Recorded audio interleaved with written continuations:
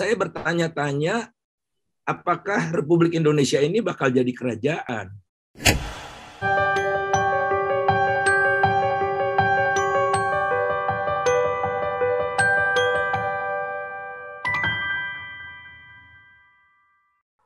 Karena yang pertama kali dibangun adalah istana gitu.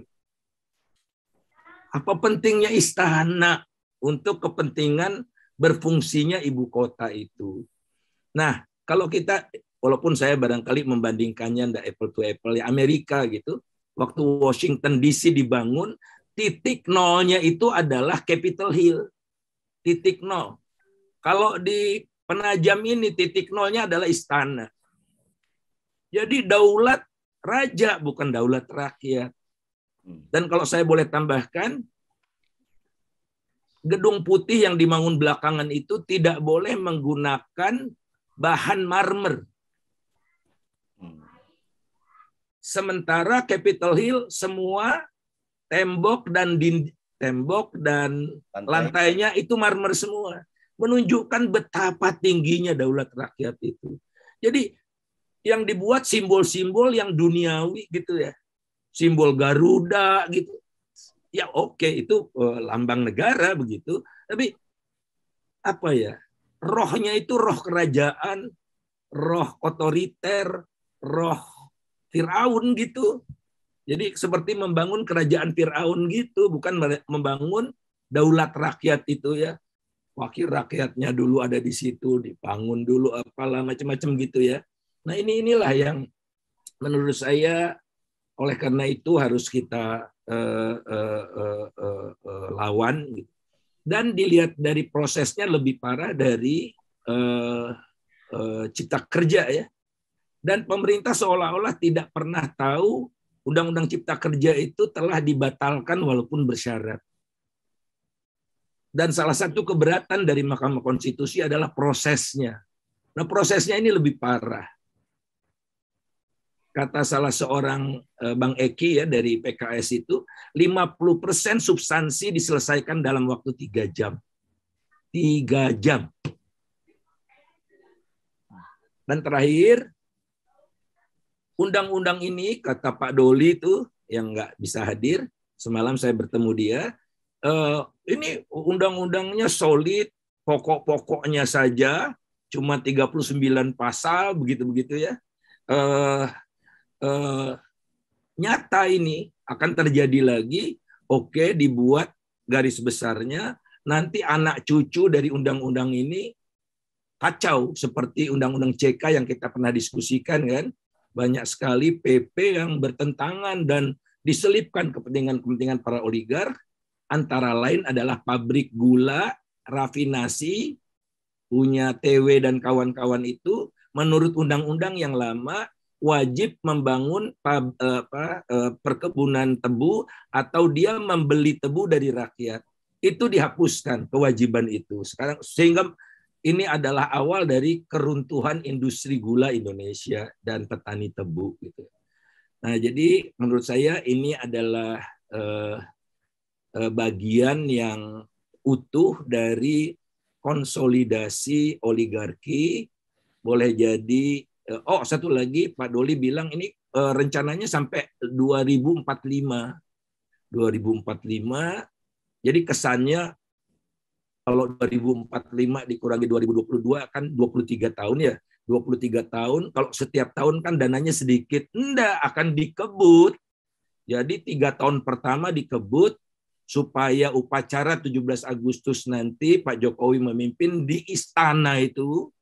Ya, di istana itu, inilah legasinya gitu. Jadi 3 tahun pertama ini akan dikebut sehingga butuh 170 sekian triliun itu yang akan dicari kalau tidak boleh dari dana PEN. Nah, akan dicari itu artinya perencanaan proyek ibu kota ini tidak terintegrasi dengan perencanaan keuangannya. Seperti juga terjadi di banyak proyek jalan tol Sumatera, LRT, kemudian yang terakhir kereta cepat, sehingga tergopoh-gopoh di jalan. Padahal Pak Jokowi berjanji ibu kota ini kan udah mirip Firaun kalau menurut saya nih. saya pastikan pembangunan ibu kota itu tidak pakai dana APBN. Saya pastikan. Tidak 99%, pastikan. Seperti titah Tuhan, kun fayakun begitu. Nah, inilah yang harus kita lawan karena kita mengarah kepada negara yang semakin semakin institusinya makin lemah. Jadi yang terjadi belakangan ini adalah fondasinya yang makin dikeroposkan gitu. Yang kita sebut sebagai pelemahan institusi demokrasinya, institusi anti korupsinya, institusi risetnya, segala macam bakal jadi apa kita. Terima kasih. Terima kasih Bang Faisal. Saya mendengar paparannya Bang Faisal ini geram hati saya, Bang. Panas hati saya, Bang, mendengar bahwa kok kita sedang menyelenggarakan satu program yang sebetulnya adalah terkait dengan kemaslahatan orang banyak begitu, tetapi prosesnya itu hanya titah raja ya. Kalau tadi Bang Faisal mengatakan Fir'aun, ini menarik sekali ya Bang Bill. Dan kalau saya ingin mengelaborasi Bang, kalau kita lihat dari sisi penamaan misalkan, bahwa penamaan ini berasal dari, kalau cerita dari media yang saya baca itu, bahkan Ketua Pansus mengatakan nama ini adalah juga nama yang diberikan oleh Pak Jokowi, akan menjadi namanya adalah Ibu Kota Nusantara. Dan saat itu saya terheran-heran juga dari sekian banyak anggota dewan yang membahas, itu juga tidak ada yang mengomentari persoalan nama itu misalkan. Jadi ini seperti yang tesis yang Abang bilang bahwa ini adalah seperti sudah menjadi kekuasaan absolut begitu ya. Ini benar-benar terjadi. Padahal kita punya satu perangkat demokrasi Bang ya, DPR. Kemudian kita juga punya apa istilahnya media dan punya masyarakat juga. Dan ada beberapa, saya lihat komentar dari pejabat tinggi juga mengatakan sebenarnya IKN ini banyak orang yang setuju. Buktinya adalah tidak ada pergerakan-pergerakan yang hadir di masyarakat begitu yang menyatakan penolakan begitu. Jadi ini dianggap sebagai satu bentuk kesetujuan dari masyarakat perubahan ibu kota ini. Gimana komentar Abang? Saya rasa kita harus menghidupkan kembali hak rakyat untuk referendum. Oke, kalau rakyat setuju, ayo referendum. Selesai. Tapi referendum kan sudah undang-undangnya dibatalkan karena trauma Timur Leste. Ya. Jadi kita menyerahkan nasib bangsa ini ke wakil rakyat dalam tanda petik yang tidak mencerminkan aspirasi rakyat atau tidak terbukti mencerminkan aspirasi rakyat, karena semua yang dikatakan oleh presiden itu mereka sepakati gitu kan. Nah, jadi dibukalah referendum ini soal nama gitu. Apakah Anda setuju dengan Nusantara? Karena Nusantara kan mengindikasikan atau menggambarkan wilayah Indonesia yang terdiri dari laut dan daratan, beragam pulau, sambung menyambung menjadi satu.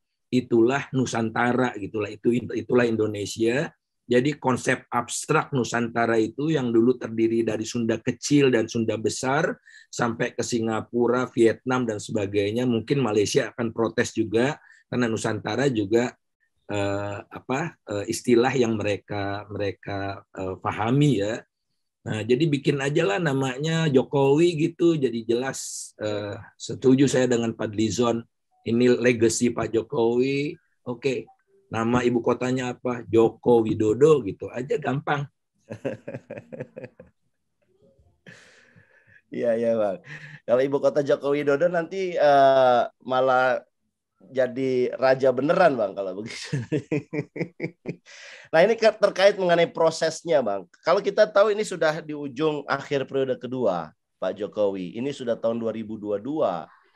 Dan kalau tadi Abang bilang 3 tahun nih akan dikebut luar biasa, akan menjadi satu legacy sampai 2024. Karena kan berakhir pemerintahnya 2024. Tapi kan bagaimana kalau seandainya pemerintahan yang akan datang itu tidak setuju untuk meneruskan pembangunan ibu kota ini? Ini kan bukannya menyia-nyiakan resources besar yang sudah kita bangun. Gimana komentar Abang? Oh, sudah disiapkan.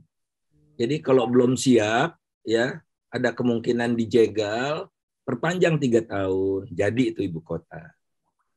Jadi santai aja soal itu mereka.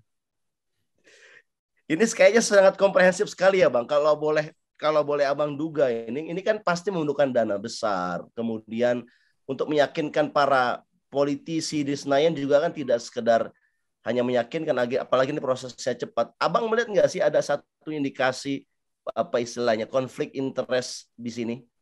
Ya sudah, itu tadi ada Prabowo, ada Hashim, ada pabrik semen, ada Sukanto Tanoto, dan siap ini, sudah berbaris mereka, siapa dapat apa. Nah, kalau kalau dulu tidak, kan katanya rakyat ini belum tahu binatang apa ini. Dan kita dulu tidak terlalu mengkritisi ibu kota ini karena pada dasarnya kita sepakatkan dengan konsepnya, apalagi waktu itu Pak Jokowi berjanji itu saya pastikan. Nah, kenapa dia bisa memastikan 100%?